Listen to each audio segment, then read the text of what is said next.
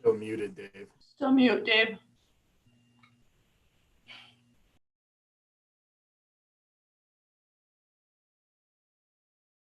I don't know if the point to the ear or more so something like this is the right thing these days. Sorry about that. I thought I'd unmuted myself, but this, I'm never going to get used to this, you know? All right, can you see my screen? Great. So this first slide just shows the a couple of changes to the land use map as part of the comprehensive plan.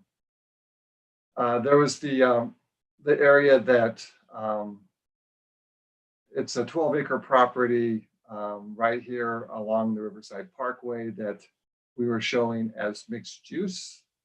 Prior to the hearing with City Council, between December 1st and December 16th, staff did talk with the property owner, and they were objecting to that.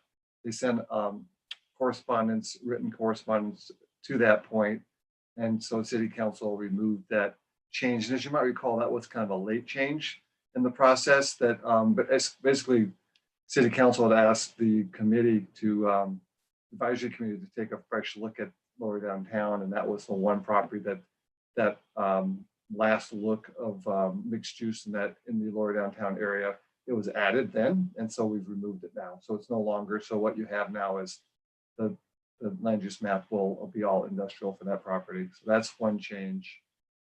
Probably the most controversial. Well, I won't say probably. It is the most controversial change. Is this particular change here? Where we have the area out in north of well, the North Grand Junction neighborhood.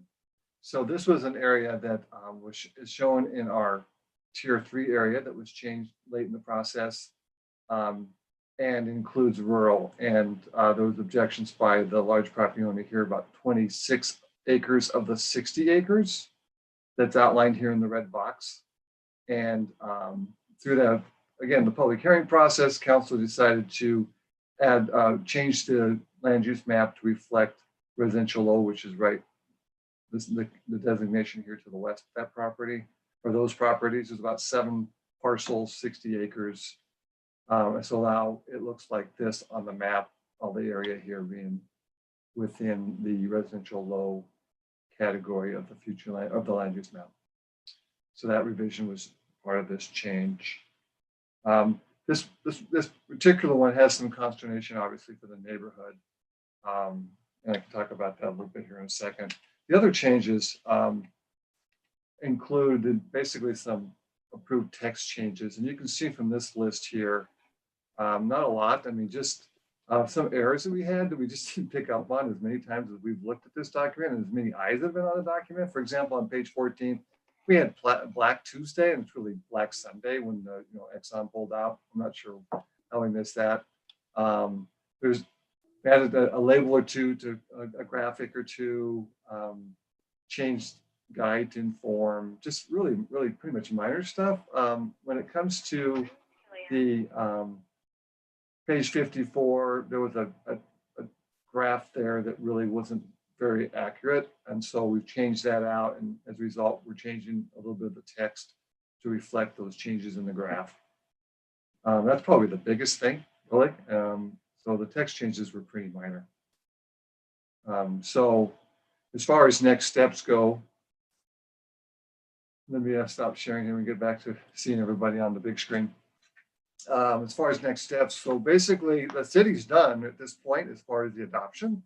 It does go on to City Council, or I'm sorry, on to Mesa County Planning Commission. We had it scheduled actually for December 17th, the day after City Council adopted the plan.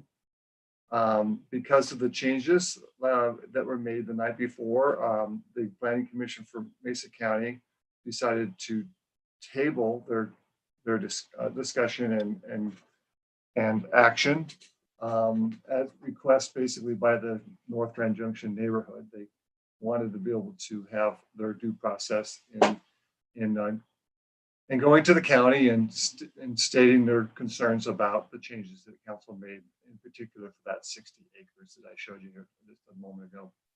So where we're at now is the soonest it's going to get on the Mesa County's public hearing schedule would be in February, and we're shooting for the third Thursday in February at this point in time.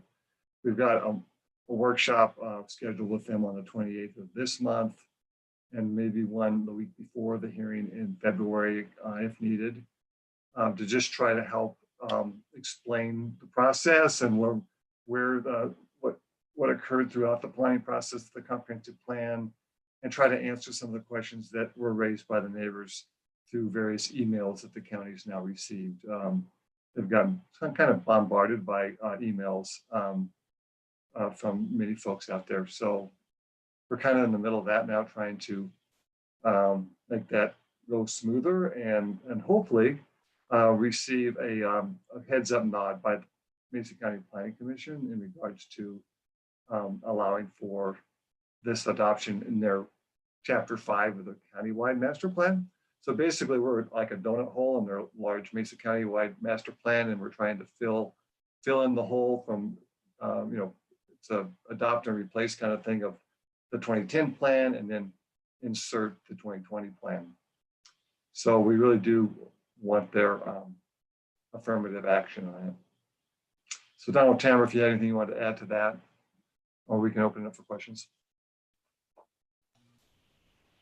I did not have anything to add. That was a great summary. Thank you. Does anybody have any questions as far as what happened? I just have one. Is anybody advocating on behalf of the plan and the community and the consultants and everybody who designated this the way it had, rather than just the neighborhood completely controlling and hijacking the specific use? Are there any other advocates for the plan? And I maybe I should be more reluctant to use that kind of language, but how else do we paint this picture at this point? So basically, that's a great question, because really the advocate is really city staff and saying, hey, we've gone through this very extensive 22-month process. We have listened to the North Grand Junction neighbors. They may not have received everything that they wanted, but that's part of the process. And so that's really what we're going to try to disseminate to them. It's interesting though, because right now, and without some work on our end, there's probably a high chance that they would just deny the plan, and then we have to figure out what that means. So I really don't want to go there. And Keith, maybe if I might just add a little bit, we did, as Dave probably alluded, we've talked a fair bit with the county staff just on strategy and ultimate outcomes and what happens, if option A, B, or C gets chosen by their planning commission. But, as far as the advocates go, you're obviously very keenly aware that the approach we took at the city council level was really looking to you and a couple of your other CPAC members to kind of speak on behalf of the process, kind of how we landed where we did. And I say we generally as the community as part of this plan. And so that's certainly something we may look back to you and the other members, especially Aaron and Ivan, who spoke so articulately at the city council hearing for that. Again, I think quality of conversation and background that staff often can't bring to that table. It's just a different viewpoint and perspective that you all lend to the process piece. So stay on the line, if you will. We'll really look to the county for some of their guidance and how they want to manage their planning commission. But we certainly have added some ideas for them to consider, and certainly hope that they'll take a few of our suggestions as they move that process forward.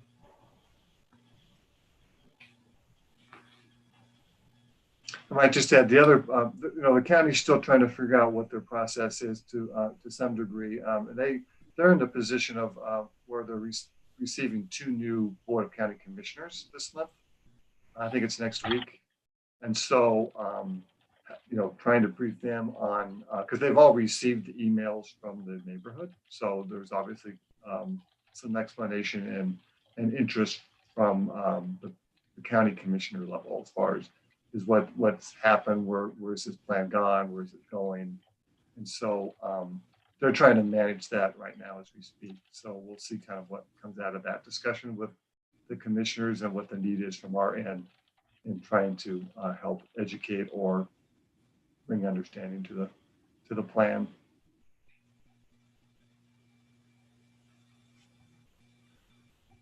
Never a dull moment.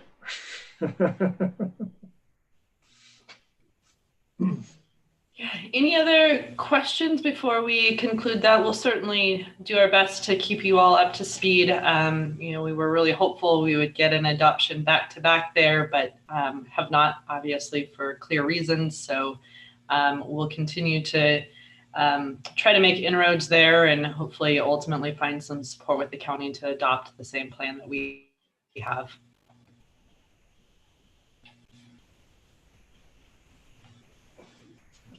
So, all right, well, not hearing any other questions or comments on the comp plan. Again, certainly want to just articulate our thanks to you all. You have all been very engaged through the process, and you don't always get that, but are very appreciative of your time and your expertise you've lent to the process. And I think that the ultimate unanimous support of the plan amongst not just yourselves, but also amongst the City Council really speaks, I think, to that collaborative and integral approach that you all have taken. So very much appreciate all that you have lent to us as staff and certainly to the community through your participation. With that, and it looks like our Chairman Teskey has joined us. So thank you, Chairman. Good to not quite see your face, but hopefully hear your voice here in short order. We'll turn to Lance to talk about marijuana-related businesses, but wanted to give you just a little bit more background.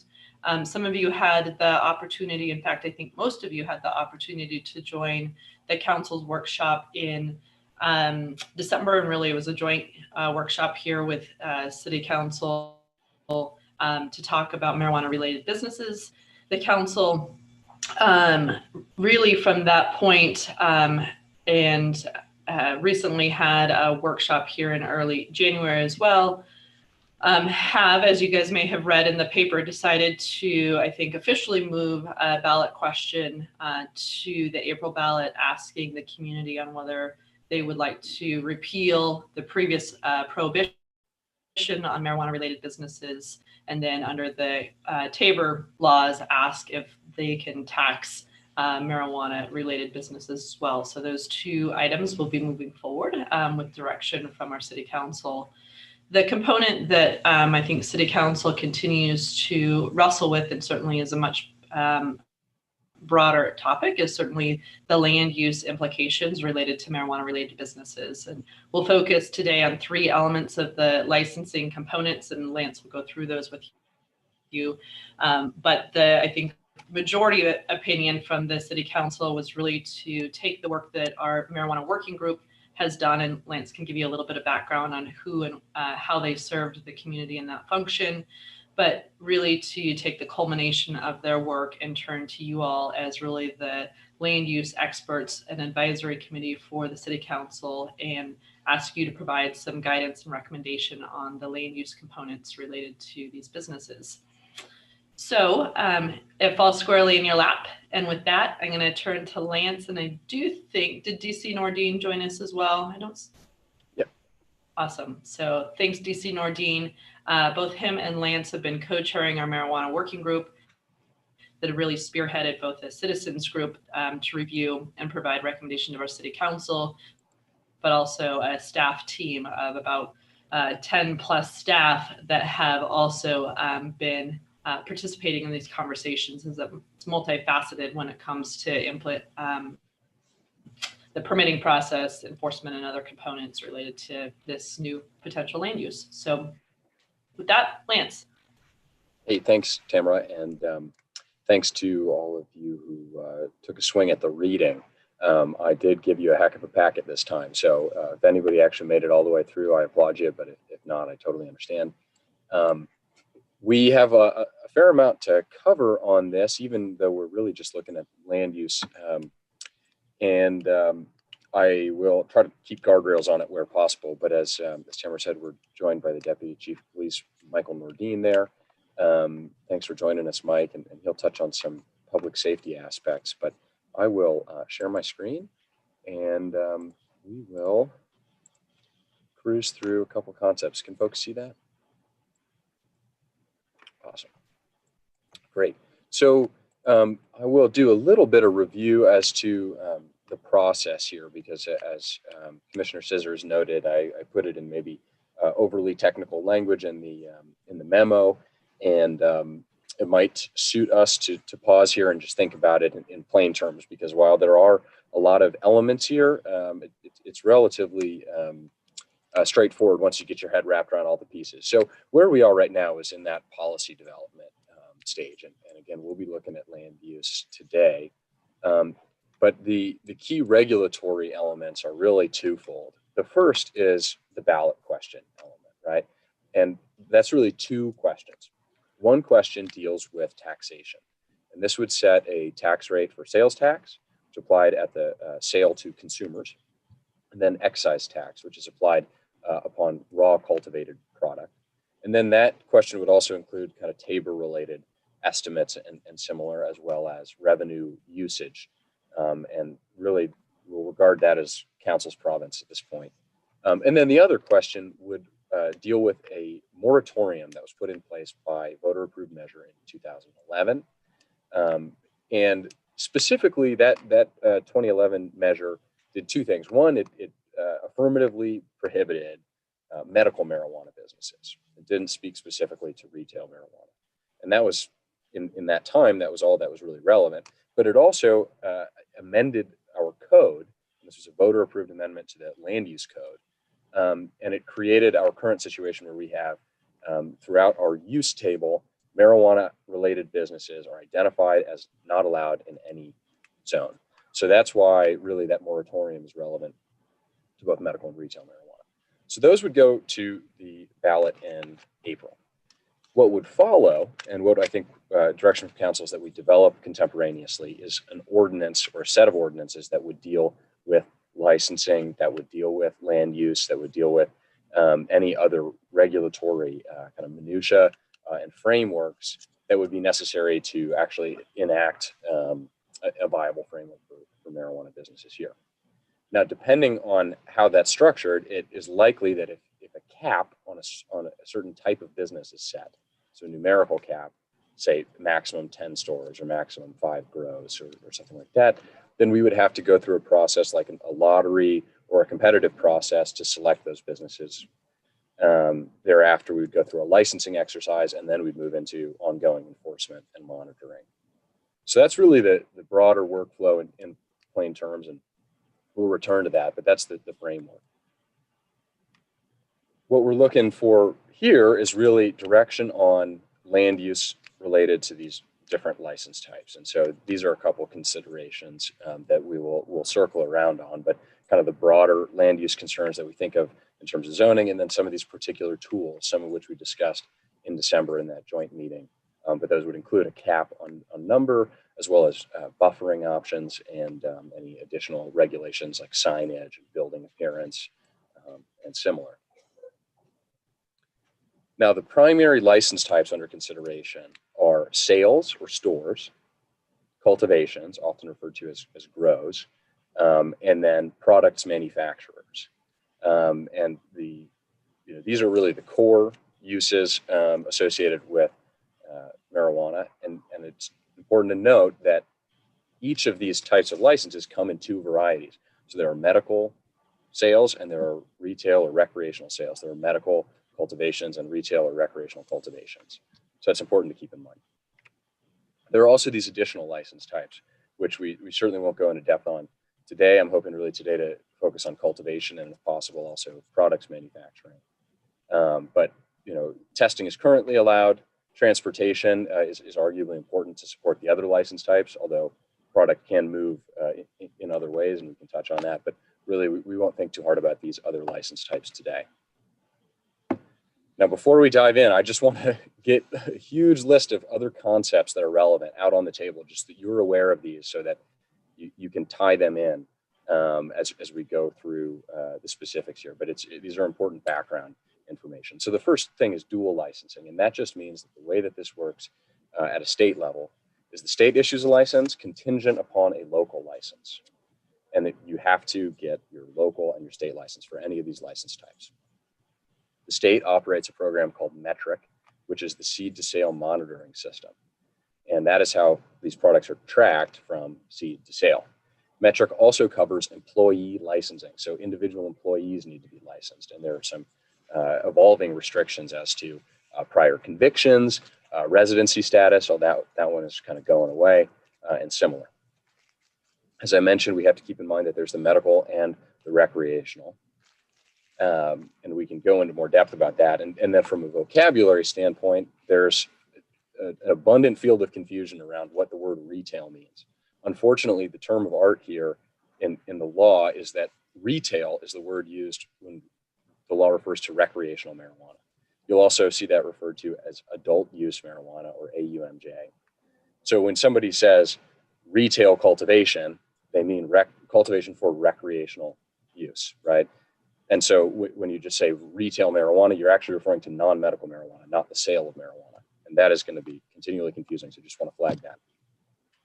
Then there's TABOR, Taxpayers Bill of Rights. I mentioned that. That's really involved in how we handle our estimate of revenues and taxation. Another thing to keep in mind is that we have an evolving field in terms of what neighboring jurisdictions are doing and may do in the future. So currently, of course, Mesa County does not allow this, but DeBac and Palisade do. Any change in junction would likely affect the market in DeBac and Palisade, and any assumptions that we make based upon the current status quo in Mesa County may not necessarily be stable. Another thing to keep in mind is that the marijuana industry is in many ways unrelated to the hemp industry, but there are certain points of crossover that are important to be aware of, right?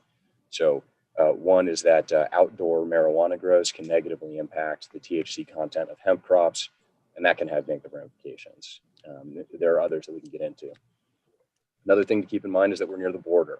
Of course, interstate traffic of marijuana remains illegal, largely because this is still prohibited under federal law. Another thing to keep in mind is that what we're talking about here really does not relate to a set of constitutional rights around marijuana enshrined in the state constitution. So certain rights like possession of up to an ounce of marijuana, growing up to 6 plants with 3 mature at any given time, those are things that are protected by the Constitution and are really not under consideration here. DC Nordine will go into talking about enforcement resources.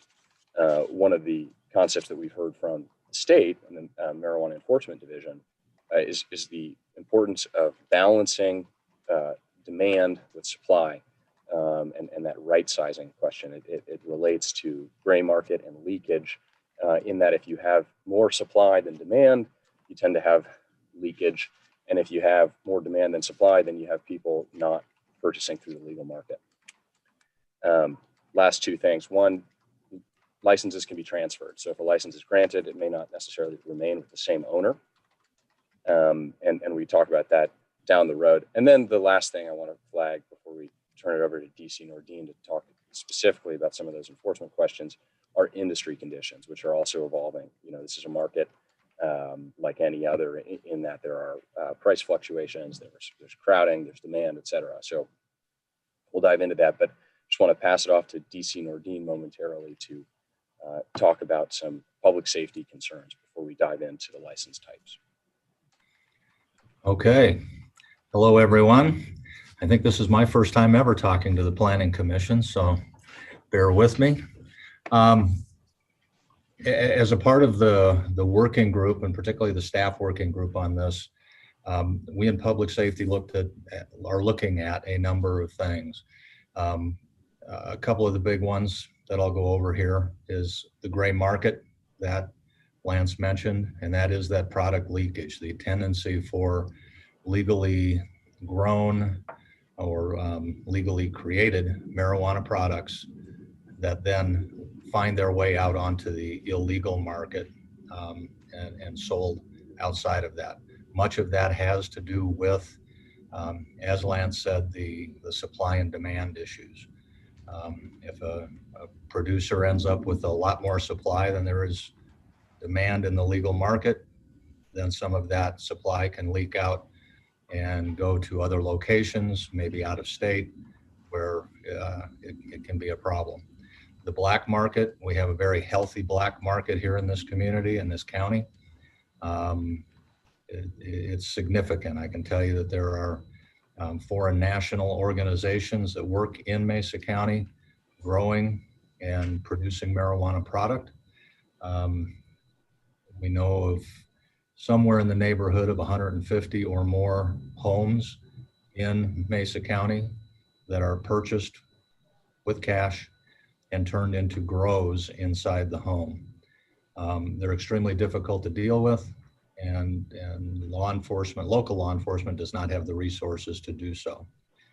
The way that legal marijuana or the legal market interacts with the black market is interesting in that the legal market doesn't necessarily get rid of the black market in and of itself. The black market simply adjusts its pricing, typically upward, to stay just under the cost of the legal marijuana that's being taxed. The community then does not benefit from those tax dollars that are going out on the black market. DUIs and road safety are a concern. It's fairly well established in other areas, and since the legalization of marijuana, that driving under the influence of marijuana is prevalent.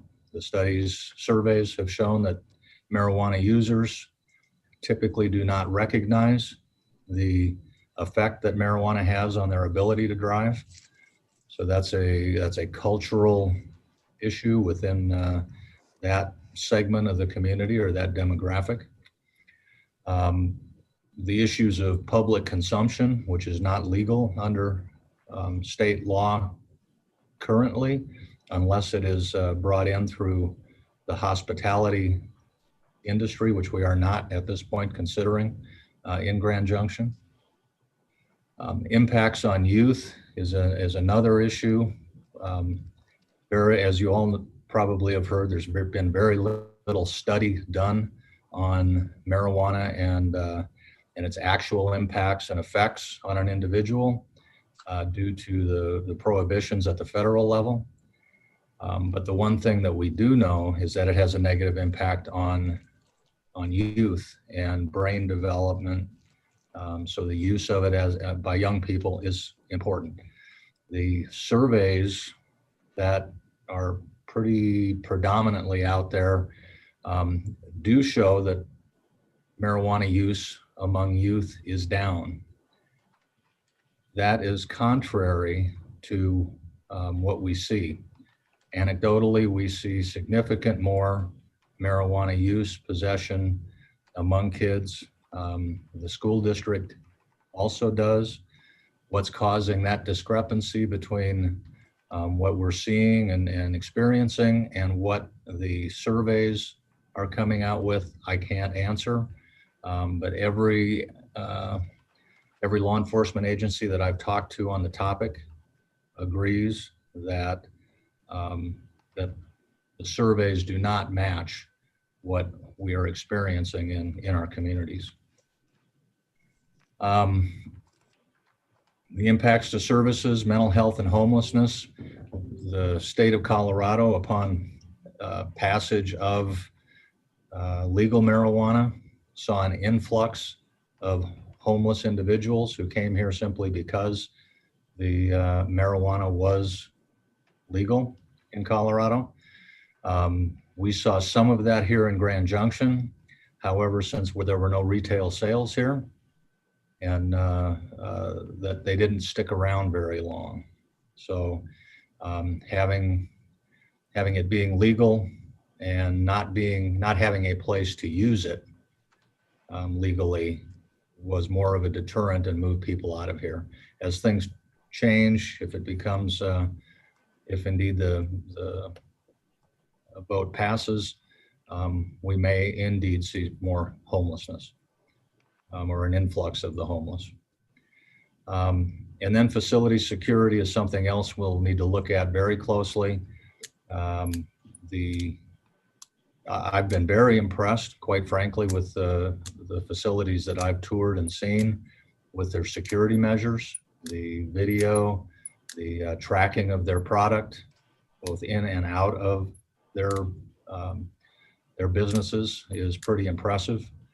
But that is something that we'll be watching real closely with public safety. And we're asking for the funding of one position at this point to do the enforcement of on the regulatory rules and structure if this passes. So I think that's all I've got right now, and I'm happy to answer some questions, although I've got another meeting to run to here in a minute if anybody has anything for me.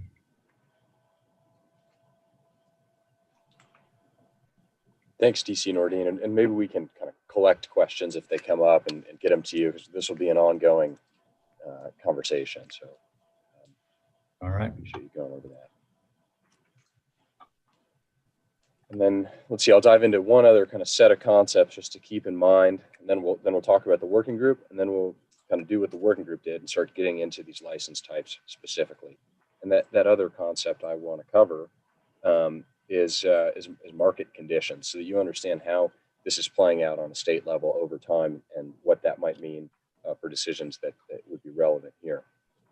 There on the left, you'll see a graph that shows the average price of marijuana over the course of time since 14, really the effective date of legalization at a state level.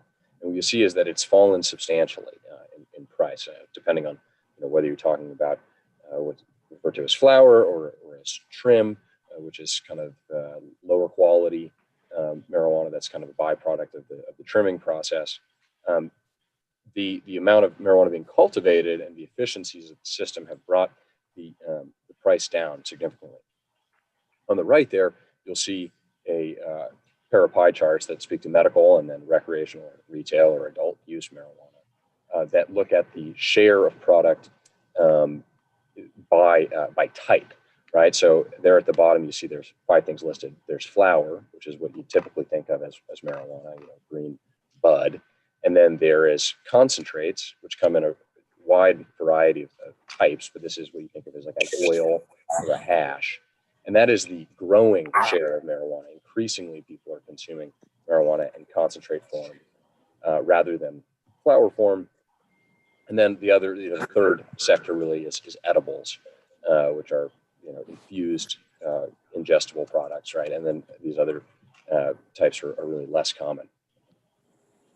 Now, the other two important graphs I want to share, and these are all from the Marijuana Enforcement Division. One is just the total amount of sales. So on the left, you see a graph that shows how over time this industry has expanded rapidly. So in 2020, we're approaching I believe a $2 billion sales a year. Hi, George. Thanks for joining. Hey, sorry I was late. No sweat. And then on the right, you'll see how you're going to hear about this probably in the public, right? The average potency of marijuana has increased. And so oftentimes you'll hear people say, well, back in the 60s, it wasn't very strong and now it's really strong. And that is documented as being accurate, but it's important to understand that even in the last 6 years, so from 14 to 19, the average potency of flower has doubled. And the average potency of these concentrates has also almost doubled. So you'll likely hear from constituents, about that, and it's documented as being accurate.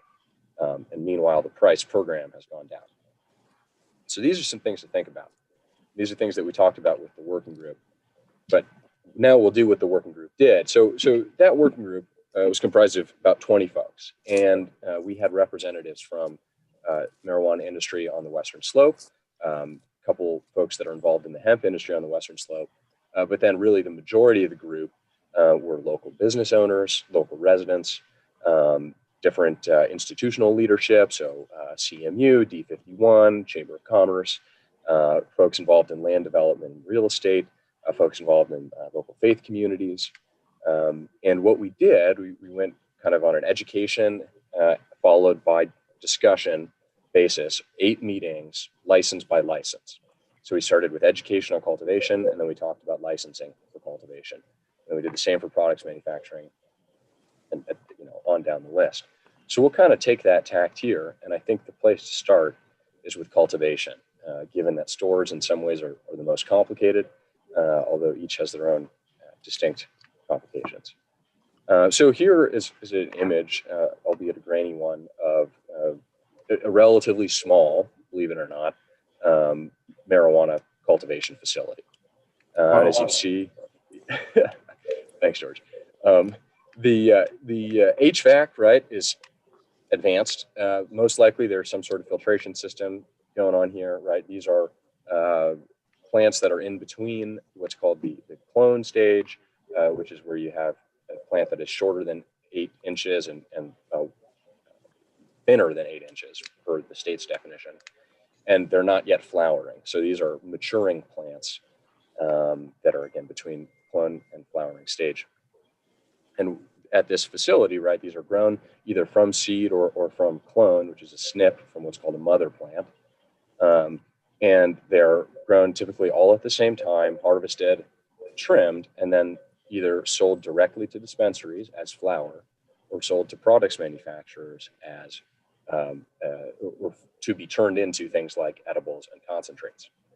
So that's really the role of the cultivation facility. And the question at hand really is what does land use look like for cultivation here in Grand Junction, pending a yes vote on the 2 questions we mentioned. And I'll switch to the next slide here momentarily, but I want to flag that Council has expressed some concerns about cultivation, really more than the other use types. Specifically, there's been a lot of concern about odor. There's been concern about whether it's an urban use that's appropriate within city limits, and that type of thing. So I'd like to share, kind of the general recommendation of the working group and then of staff, and then talk with you about what do you like and not like about the recommendation and what seems like appropriate set of tools. So both staff and working groups thought that this, insofar as it is appropriate, would be more appropriate in the industrial zone districts, I-1 and I-2. There was some discussion about should they be kind of clustered in certain districts, should they be excluded from certain districts, such as the industrial area south of downtown or a certain proximity from Riverside Parkway, and should they be buffered from the same uses that are often buffered from in other communities, such as schools or parks or similar. And then, on kind of the pro-con side, one of the things to emphasize about cultivation is that it's valuable from a job creation standpoint. We're talking typically dozens of jobs with a substantial sized grow, because there are, the jobs associated with setting up the facility, running the facility, as well as trimming and packaging. And the trimming jobs can be seasonal, depending on how the cultivation actually works. But this is definitely one of the bigger job creators. And then this is the one use type that leads to an excise tax revenue. And then again, on the con side, I mentioned those, but there are certainly challenges around odor and enforcement of odor.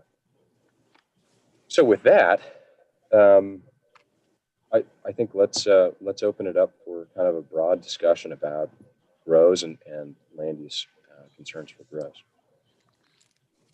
So Lance, this is Christian. I have a question for you. Where would we allow tobacco cultivation currently?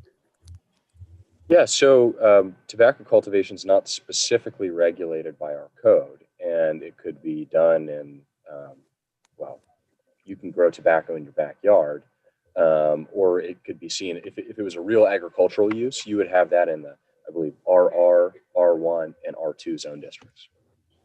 Okay, thank you. Hey, Lance, I had a question. Am I coming through? Yep. Okay. Okay. It's George here, and my question is, was there discussion on limiting the number of cultivation entities? Is that even legal? Yeah, George, that's a great question. I'll go backwards. The answer to is it legal is yes. And frankly, insofar as we're asking the question, can we regulate that? The answer is typically going to be yes. The state has deferred pretty much 100% of the regulatory power to the local level, with the exception of those constitutionally protected rights. So we could certainly regulate number there. That has been, I would say, slimly contemplated. I mean, it has come up. It's actually in a draft of an ordinance that we've been kind of shopping up so that we can have that ready when the time comes. But certainly a numerical cap on cultivation is rare from kind of a survey across the state. You wouldn't really see that almost anywhere.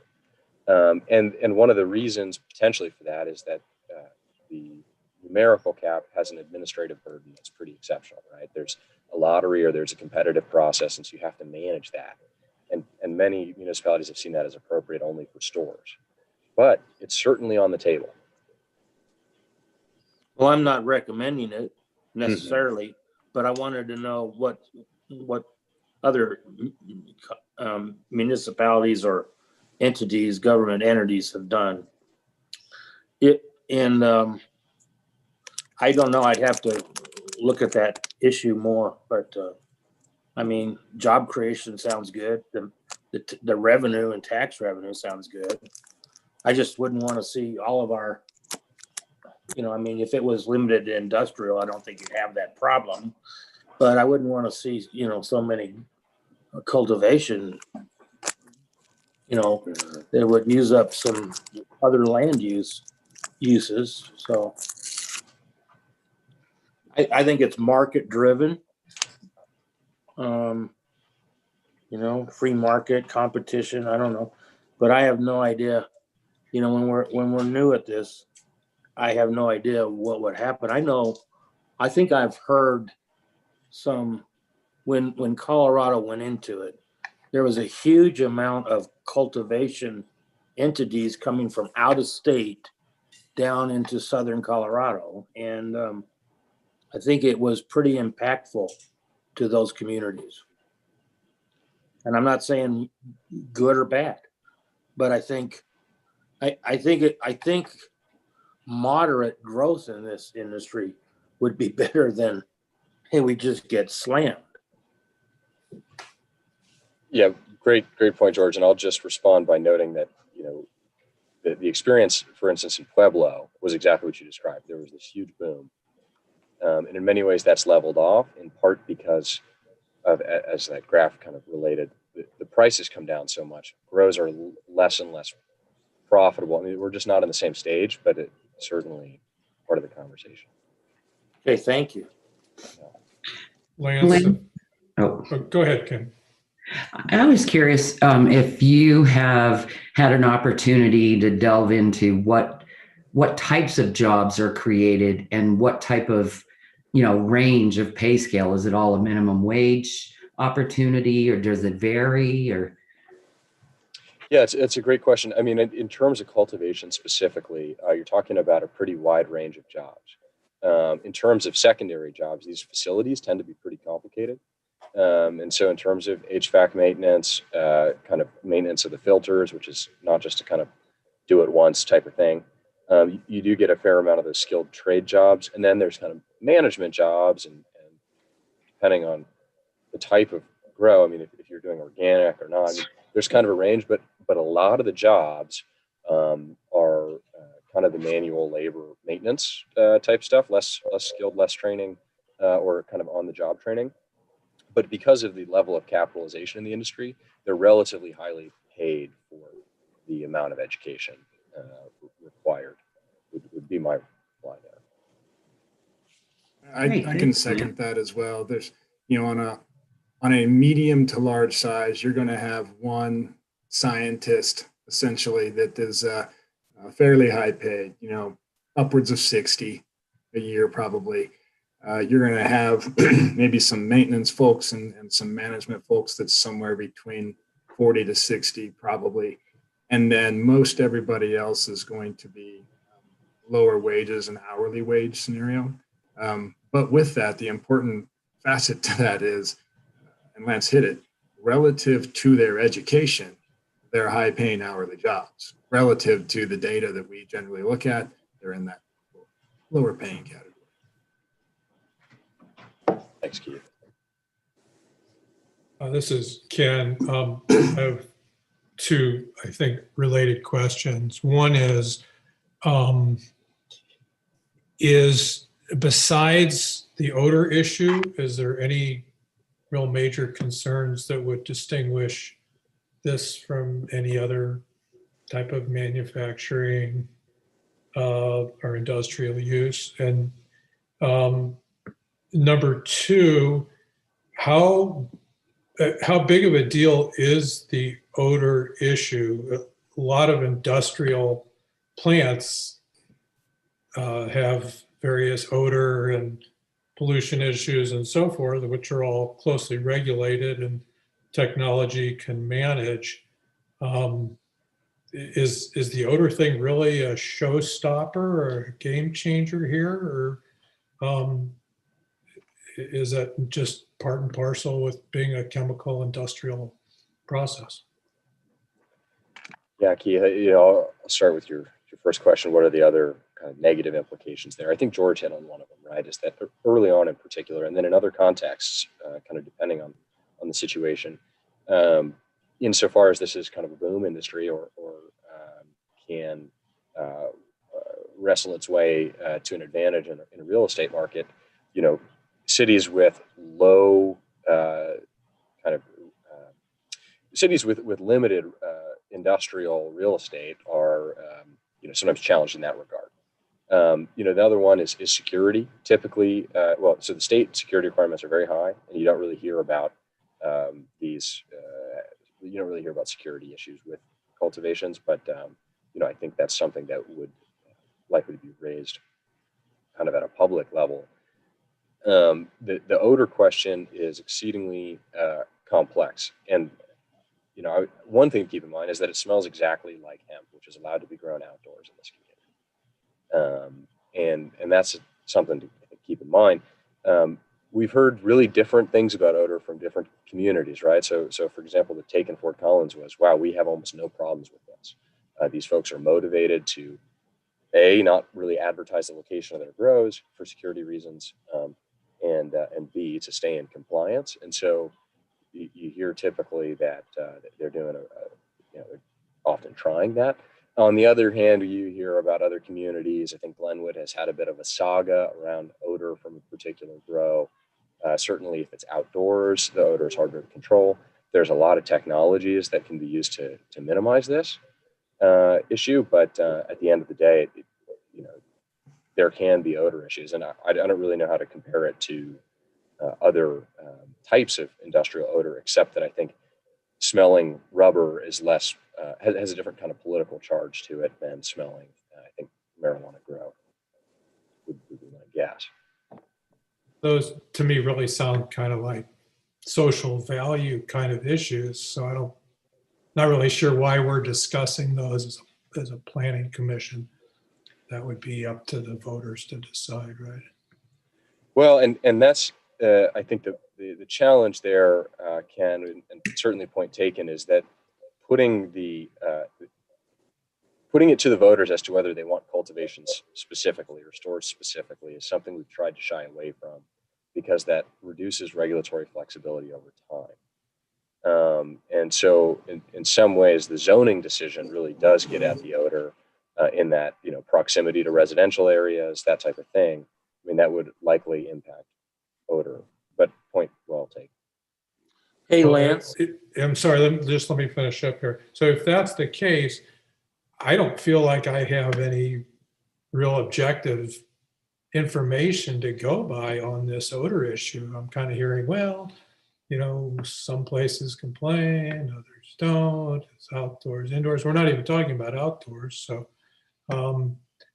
I'm not sure what basis we would have to make a decision without, any more objective information about just how much of a problem that is, because it doesn't sound like there's any other particular problem. Otherwise, it's just an industrial process like any other one. My understanding is we're trying to attract industry to the area for the jobs and everything. So I think we need some more objective information about how big of a deal this odor thing is.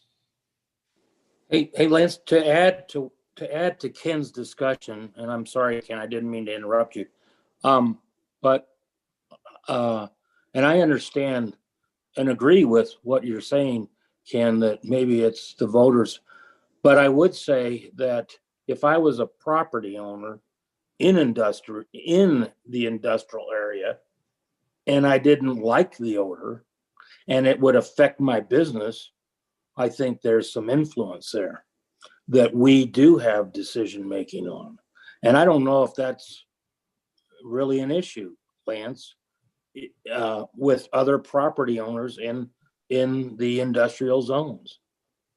Can I add that we address these same concerns through other tools in our land development code regarding light pollution, regarding sound, all of these things. And the catch there is that there are real metrics for both sound impacts as well as the light scenario.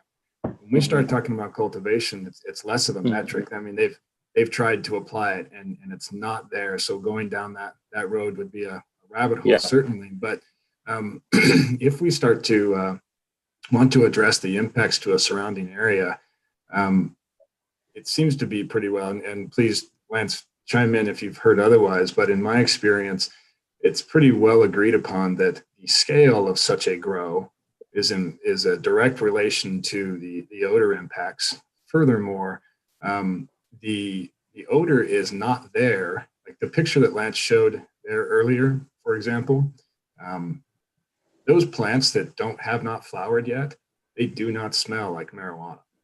Only when those plants come into flower and they're producing the oils that generate the smell, do they smell. And so most grow operations do so in a rotational purpose so that they consistently have product coming off. It's not all on or off.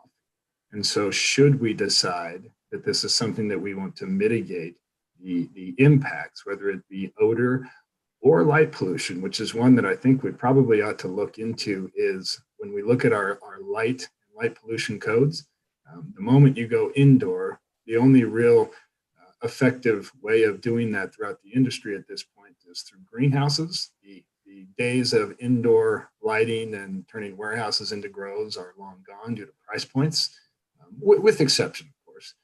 But we ought to look at how the existing light regulations would impact the feasibility of having an indoor operation. Furthermore, then limitations on either the size, and I don't know if you do it on a square footage basis, but more of on a flowering plant basis, is a very easy control measure to handle some of the odor that won't allow you, again, to have a metric to go against, but there's enough out there that you can get a good gauge on what size facilities are causing other communities issues. Otherwise, I think Ken's spot on. Is how do you really decide whether or not this is a problem just because it smells? And any industrial operation has either a light or a sound or a smell impact out there. And it's going to get real interesting should we decide to go down this road, because if this is not something that should go in an urban setting, for those that have championed rural and agricultural elements of our city plan, be it the master plan or otherwise, it's going to be a hard thing to now say, oh, does that mean cultivation goes out there? Yeah, that's a good point. Very good point, Ken. Absolutely, and I'll just respond by saying that that's all spot on. And Ken, to your point there, frankly, it's difficult to measure. I mean, the metric that I could dig up and provide would be a broad survey of municipalities, and what are their number of complaints, number of enforcement visits, et cetera. I don't know that I could get you a number of smell units, but I could get you how often it's disruptive and in what contexts. So I think that would be the only way to really quantify this that comes to mind. And then Keith, thanks for flagging, the seasonality question, the light question and the kind of structure. So Lance, did you find in your research that it wasn't a big issue?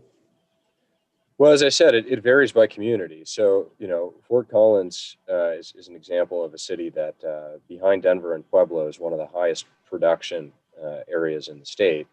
And they have numerous cultivation facilities, and in their history have never had to enforce an odor complaint. They simply have it in their code, like we would presumably, that there should be no perceptible emission of odor. And that's how you'd write it in the code. That's how it's drafted. That's how it is around the state.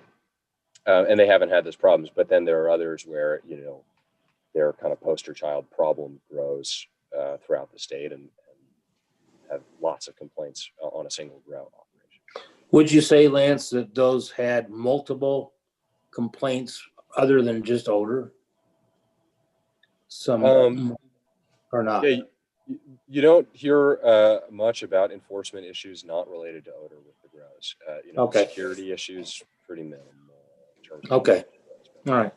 I'm just asking questions. I haven't.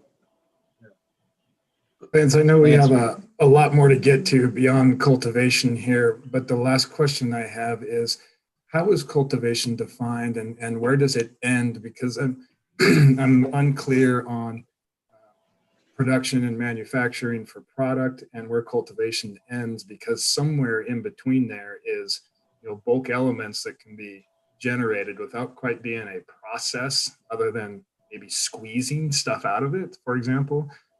And how does that work? So maybe where does the definition of cultivation identify where that ends and something else starts? Great question, Keith. And then to the other concept, I don't know that we're going to necessarily have to get beyond cultivation and products manufacturing today. So we do have some time. I think we'll kick stores down for another one. But to that specific question, we're working through definitions right now in terms of drafting an ordinance, and that's certainly a challenge, right? Because I think the simplest way to think of it is that cultivation can produce nothing but flower. And so you can package flower as a cultivator and sell that packaged flower directly to a store. You cannot create a concentrate as a cultivator. And so you cannot create an edible as a cultivator. So you can put it in a box and you can weigh it out by the gram or by the ounce and put it in a different kind of box. But beyond that, the curing of the raw product also happens at the cultivation, but you cannot be producing concentrates or edibles as a cultivator. That's kind of the bottom line. Can you import concentrates or otherwise to add to your flower and still be under cultivation? For example, there are entities that bring in different terpenes and flavors and smells, and they add them essentially almost like a spray tan, right? To product. That would not be included in cultivation. That's my understanding, Keith, and I can dive into that. But the coating of flour with additional THC and that type of thing happens at products manufacturers, as I understand it. But I can dive into it. Hey, Lance, Andrea here. I just had one comment back on the odor. So being a real estate agent, I can tell you the chicken farm is a huge issue because of the way the wind blows. So if we're thinking that odor may not affect, and I'm not saying that anybody's saying that, but I mean, depending upon where these cultivation centers may end up, it could definitely affect, maybe some real estate sales, because that chicken farm, granted, it's probably way more potent than marijuana. You can smell it all the way into the city of Fruita. And so I think it is something we really have to understand, because that could affect somebody's value of their home. Because I can tell you, I've showed homes up there, and if you're on one side of that chicken farm versus the other, I will have someone buy a house on one side and not on the other. So I think those are things that, again, it will be up to the voters, but those are things that they're going to want to know, and they're going to want to know how it's going to be handled. And I think Chuck made a good point too, is if there's a business next to a cultivation center in an industrial zone and they just don't like the smell or whatever, it could be, we can't just contain it all in a bubble, because it, like you said, there's no metric to measure it by, but it does affect things. And I can tell you right now, it does affect where people will live, especially that part of town. based on, the smells that come from that farm. So. That's spot on. The egg farms were brought up by council as they discussed this. I think what we're circling around here is the fact of the matter that it's kind of a sticky and soft, squishy issue, right? It's a squishy thing where you can't necessarily pin it down by a metric, and I think everything you said is spot on, aligns with the research.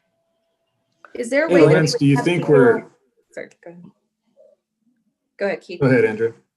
Well, I was just going to wonder, is there a way that, or did the working group talk about certain requirements for the filtration?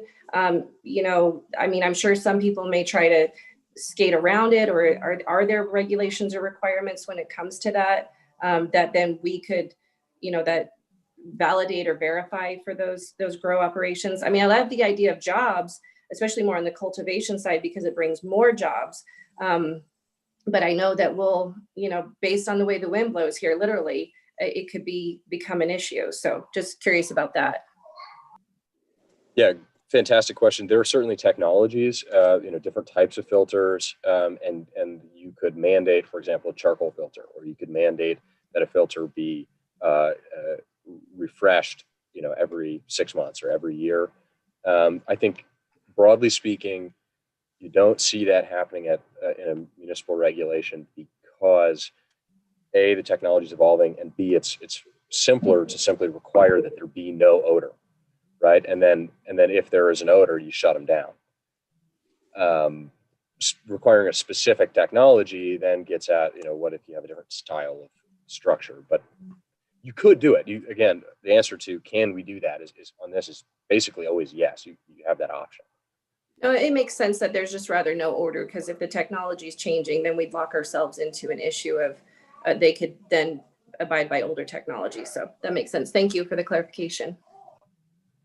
Hey, Lance, I'm going to jump in. I want to do just a quick time check. I think this was on people's calendar for just an hour, but wanted to check. We've often rolled till 1:30 on our workshops, and just maybe want to see a thumbs up or thumbs down for people that can continue till 1:30, or thumbs down for those that will need to get off as soon as possible. Thumbs up. Ken. Christian, can't see you. Ken, you're okay? Okay, perfect. So we've got another 20 minutes here, which is great. So thanks for that.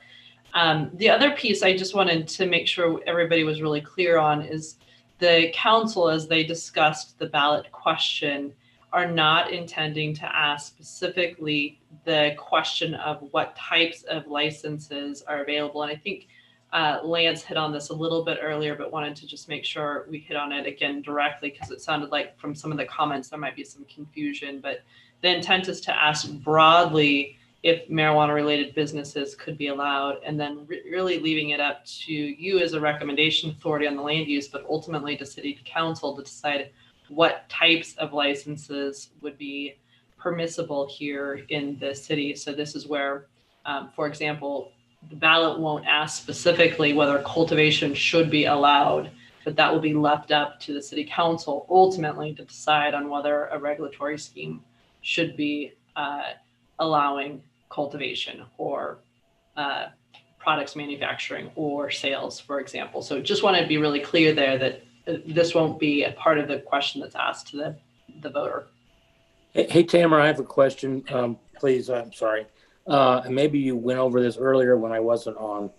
What is the time frame that for you guys and city council to get this on the ballot? What are we looking at time? Yeah, great question. Lance can hit the specifics, but they are looking at putting this on the April ballot, which means it would need to have passed council by the 5th of February is their drop deadline to have that ballot question certified. So they've got 2 more city council meetings before then.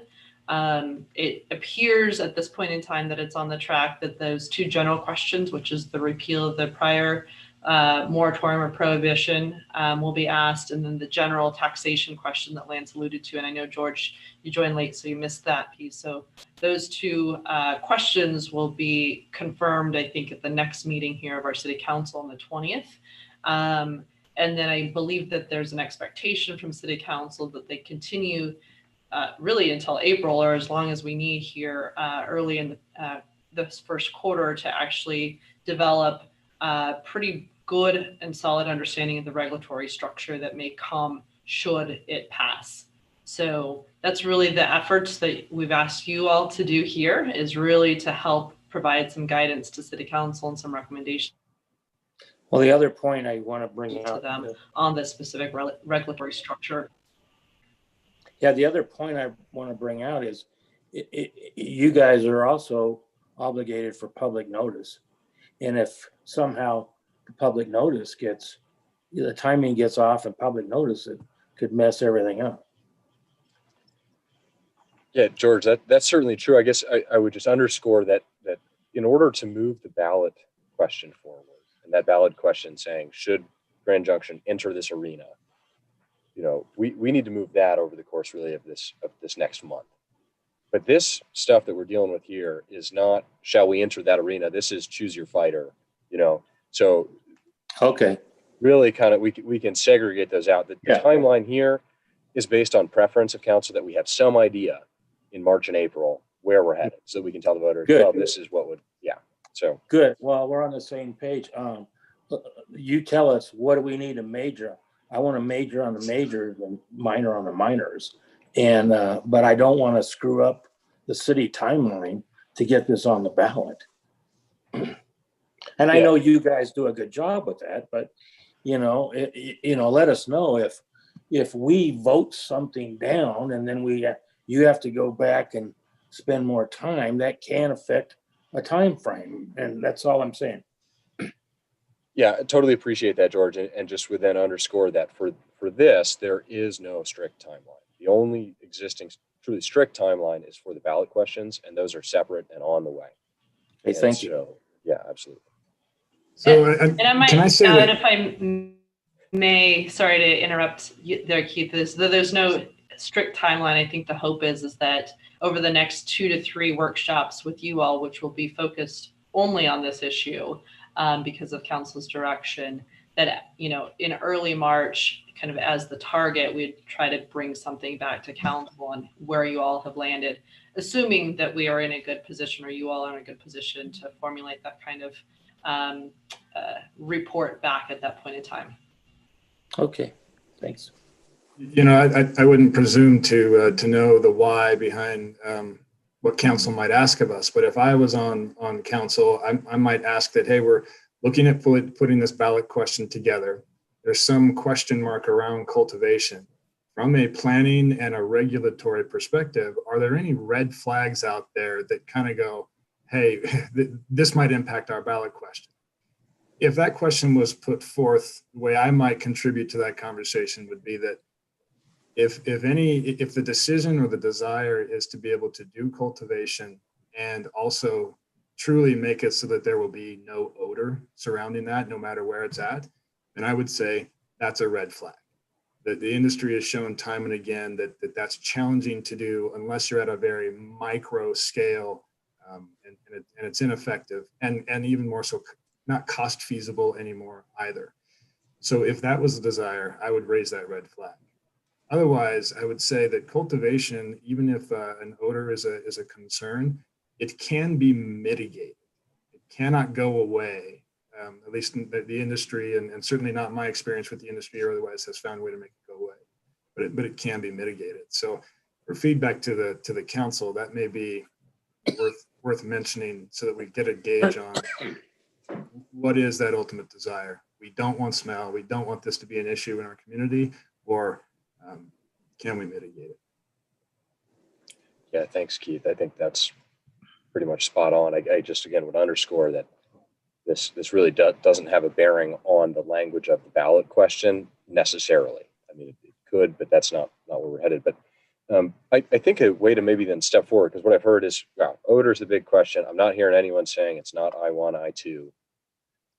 Or actually, Chair Teskey, did you want to hop in there? It looks like you're. Well, I was just going to do what I think you're doing right now, Lance, which is to try to sort of sum up what is it that we're being asked to say, and from our standpoint, what feedback is useful to you or what feedback is useful to council. On the one hand, I'm not seeing anybody say this is not a use that's conducive with the urban environment, meaning that it should be prohibited entirely.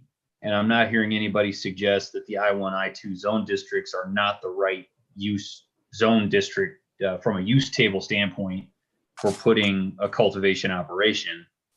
The questions are more around, well, that have been most exclusively around odor control. And I guess is the question we're being asked, should there be restrictions on odor in the use restrictions for cultivation in the I-1, I-2 zone district? Is that how narrow we're getting? Or are we really asking a sort of higher level question like Keith was just asking, which is, you know, if cultivation is going to be allowed, provided it is odorless, then from a use standpoint, the best information I think we can give back to the council is that doesn't seem possible. Yeah, that's great. I mean, I think we're somewhere in between those two types, right? But I think what I'm hearing is there's likely to be some odor. There's recognition that the odor is substantial, and then as Andrea has said, you know, it's not just going to be buffering. So what might help, I'm going to just switch to, this is the zoning map. These are the industrial zones today. These are the I-1 and I-2 zones today. Right? We're not seeing Lance, it. you're Lance. not sharing your screen. Oh, did I lose that? You did. Oh man, that's been That's okay, disabled. Lance. You're doing a great job. Thanks, George. I think I got it back. All right. How's that? There you go. Right. So here's your industrial zones. Is And it any Andrew- coincidence? Is it any coincidence it's green? Oh, That's a joke. That's a joke. I'll ask the GIS guys if they're Okay.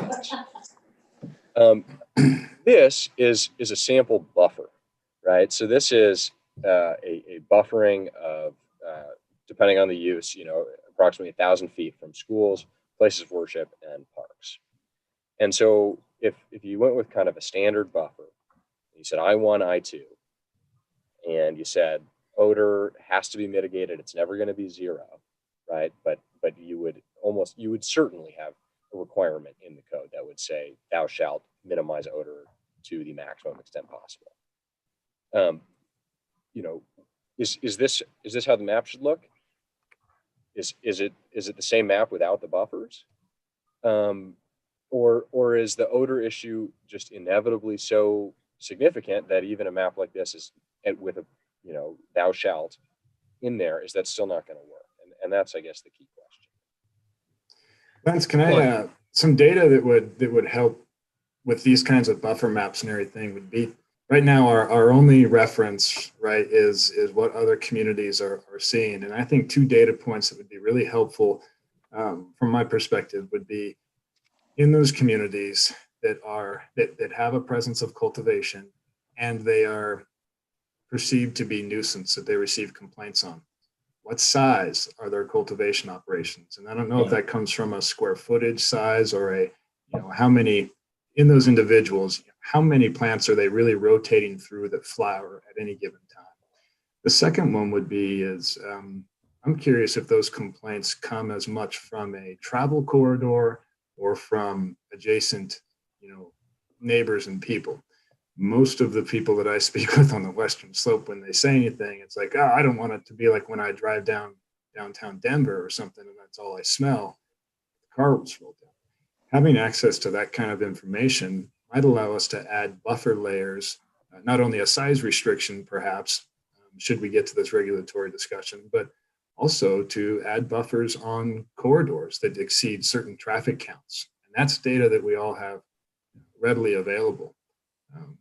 I don't know if that's the silver bullet, but it might help us address the issues from an evidence-based perspective rather than perception. The other comment I'd just make on the buffering map is having selected I-1, I-2, the buffering, the additional buffering layer has almost no impact. And so in a way, having selected I-1, I-2 as the zones where this is allowed, we've already buffered substantially, as you can tell from the buffering overlay. There are some impacts, especially in the sort of downtown area and a couple of other places where you might have some buffering overlays where an industrial use would otherwise be prohibited. And I don't know that I have any problem with that, but I think this map to me highlights that I1, I2 is probably the right selection. Adding the buffering overlay has some impact, but it's not terribly dramatic, which suggests, yeah, this is the right place for these kinds of uses to be. They're not close to schools, churches, parks, places people go for typical residential activity. I tend to agree, which is why I think if you then took in a travel corridor data set, that now you start to address the I-70 corridor, as far as what our community identity is, that sort of thing. And you also might start to capture some of those more frequented retail establishments. The mall wouldn't necessarily be an issue, but the industrial that's just south of the mall there, that might be impacted by the fact that, hey, we've got our major, people places happening in these areas. So the traffic data that we have, based on the requirements of a lot of our other land use code, it's really, we have that data. I think we could easily start to understand where we should buffer that, should we elect to, if of course we determine that in these other areas, size and corridor areas were part of the triggers for something being a nuisance versus the same thing existing somewhere else. Well, why isn't that getting complaints? I like everybody's comments. I would like to add something. If you look at the north area off of Horizon Road and I-70, I think one of the big areas of concern for buffering would be the airport area. If you had an odor problem, I don't think it'd be real good for the community. You have air travelers coming into the city, but I just think there's enough industrial. I think there's enough industrial. Anyway, I think there's enough industrial away from that area by the airport. But I don't know how you would. I don't know. Maybe that's not a problem to anybody else.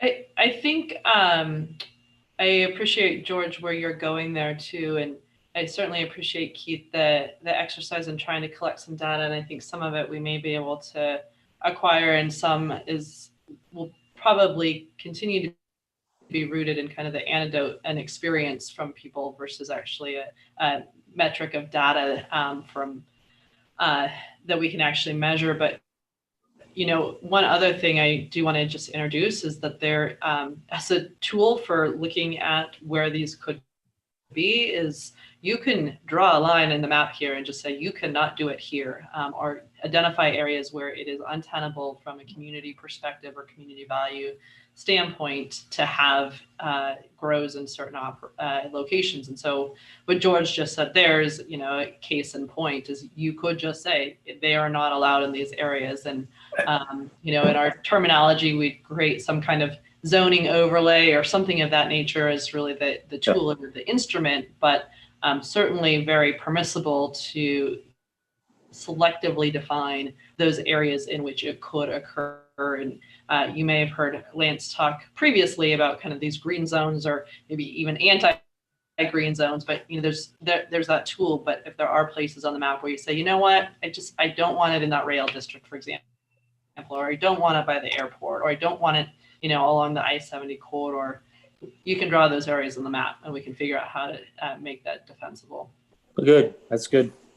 If I can add on to that and incorporate back to what George said earlier and some things Keith said, would we recommend or consider recommending limiting initially, at least say at round one, the number of permits, and then to what Keith was talking about, the size of the facility, and then if you had two medium-sized facilities, but they were right next to each other, you basically have one large. So And it may seem like it wouldn't be a problem because of their location, but because of their mass, that odor could travel a further distance. So spacing considerations, sizing considerations, and number of facility considerations, in addition to the more specific locations, and start off, recommend we start off very conservatively with all those parameters and give it a little time to percolate, excuse the pun, and kind of see how it goes. Yeah, Ken, that's a great point. And just to speak to kind of other communities and the way they've handled that, we see both approaches where you have exclusion zones, so not near our gateways, for example, and then you see approaches where you say, no, you have to be within this prescribed area, and you call that in California, they're called green zones, and they're very common in California regulation. And you say this is the only area. And then there's the same thing with buffering. So we have buffering where they say, you have to be X number of feet away from another cultivation. And then you have Trinidad, which because they have the green zone, they've done kind of the opposite thing where they say, all right, all of that impact is going to be in one space only there.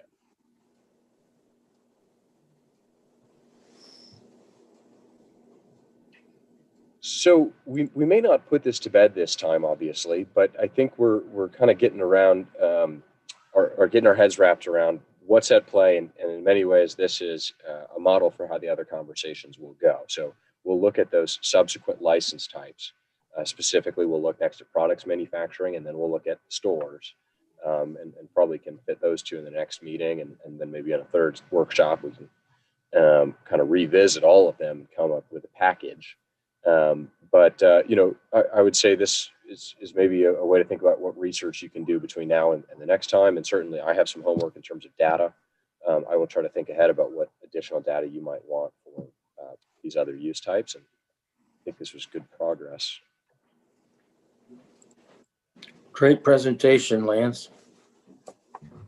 Lance, could you email me or all of us this buffer map in a PDF? Yeah. Please. Absolutely. And if it wasn't in your packet, I apologize. Oh, shoot. Let me look. It may not have been. Yeah, I think it is. And I'm sorry, but can you explain a little bit more exactly what the buffer red areas mean? Because some of them are close to the industrial areas, others are completely away. Absolutely. And again, this is in that legend up in the top right corner. But what this does is it buffers, I believe, 1,000 feet from any educational location. So that's K through 12 plus colleges and universities. And then 1,000 feet, I believe, from parks, and then 500 feet from places of worship. And you can change the distances. You could add any use. I mean, that's flexible. This is just a sample. So you could say K-12, but not university. You could say every park but Lincoln Park. You could say we want buffering from any residential zone, et cetera. Right. And I think we would want to revisit what is in the buffer zones to tailor it specifically for the issue of industrial odor. Because that would be very different than like retail sales or something else. Right. Right. Hey, Lance, I would also add that not only just this current map, but now with the new comp plan and our peripheral expansion, I think we need to look at down the road long term also. I'm not totally, but I think that's another element we ought to look at. In particularly, I'm looking at the northwest area there, and there's a lot of green industrial, but there's also a lot of vacant land there that's not buffered. And some of that may or not be, it's along the railroad and 650 corridor, so that's pretty much industrial. But how will that affect the new comp plan and the peripheral development? Certainly, George, I think this is current zoning, and land will be annexed, land will be rezoned. So we could do a similar map that is all future land use designations rather than zoning. So if we put restrictions on that, we need to look at what's happened now and what do we think, how will the development grow and how do we want it to grow in the next 10, 20 years using the great comp plan we got passed. So the good news on that is that not much, if any, industrial was really added. We did change some corridors to have mixed use opportunities that were previously zoned or currently zoned industrial. So I think these elements that we've talked to about how to buffer and separate, they'll, when the data comes together and our GIS is able to kind of put a map together based on this conversation and maybe some additional input, it'll all pull together real nice. I know we're kind of all throwing out these what ifs, and hearing it comprehensively, it doesn't sound to me like it's going to be too complex. Well, perfect. That's good. And so on those maps that were in your report, those are showing, I think, more for the manufacturing and store because they are showing the C1, C2, and B2. So if you could send this one a PDF, that'd be great. Okay, perfect. Thank you, Keith. Well, I think we're hitting up on the end of the time. Hopefully there's plenty of reading material in there to last you for a while. We don't have enough time in our lives, do we? Yeah.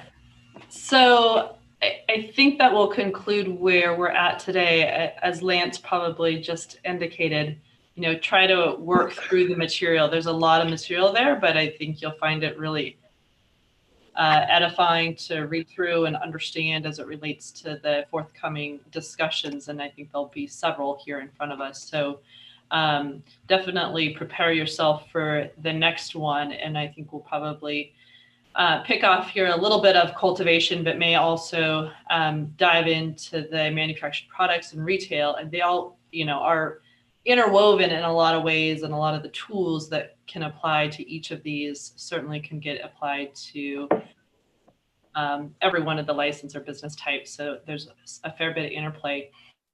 I would also add, in the meantime, should you have, some concept of, buffering that you really want to make sure we've got a visual, let us know. We don't want to make a 1,000 different maps, but there's a couple good maps that we can work from that we can really start having some constructive conversations about. And again, if that's us, if, for example, buffering residential zoning, that type of thing, where it just further informs the discussion and you think it's important to be able to understand the visual overlay that creates on our maps, let us know, and we can try to come prepared for the next workshop for some of those as well. So Lance, anything else before we conclude? No, thanks for all the great feedback, folks. Yeah, great. So at this point in time, and I already noted, our next few workshops will certainly be dedicated fully to this topic. So our next one, I believe, is on the 21st, so 2 weeks from today. So we'll do that. I would just flag too that depending on how our progress is, we may add a few more special workshops. Certainly would visit with you, Chairman Teskey, on that one, but there is not a huge sense of urgency in the fact that it doesn't need to be done next week, but I do think our council is hoping for something early March for them to really be able to chew on and understand what your all's position and recommendation would be. So just want to flag that. It did take about, I think, 8 or 9 meetings for the working group to manage and wade through a lot of content. So would certainly make sure we have appropriate amount of time so that you all feel comfortable on ultimately where we land. The other piece that I just wanted to offer too is with our working group, we were able to coordinate some tours to some specific facilities. I believe there was a handful of people that did tour one of the retail shops in Quebec, but just wanted to put that out there. Feel free to communicate to me and copy Lance or just me directly on whether you think that might be valuable, and we can see what the level of interest is and whether we're able to pull something together if people actually want to get in and see a site and understand a little bit more in depth how they may operate from both an exterior perspective regarding impacts, but also interior, just on how they work.